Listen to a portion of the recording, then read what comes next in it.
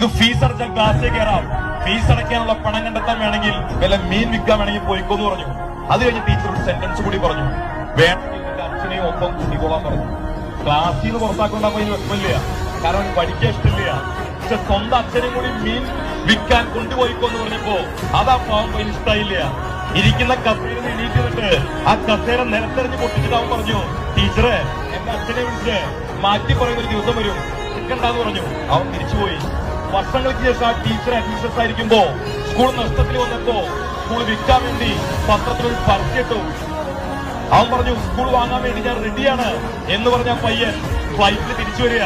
അവൻ സ്കൂൾ വാങ്ങുന്നതല്ല അത്ഭുതപ്പെടുത്തിയേ, അവൻ തിരിച്ച് അവിയേന എന്ന് പറയുന്ന അവന്റെ ഹോം ടൗണിലേക്ക് വരുമ്പോ ഫ്ലൈറ്റ് എയർപോർട്ടിൽ ലാൻഡ് ചെയ്യുന്ന സമയത്ത് ഫ്ലൈറ്റിലെ ജനച്ചിലയോടുകൂടി അവൻ എയർപോർട്ടിലേക്ക് നോക്കി.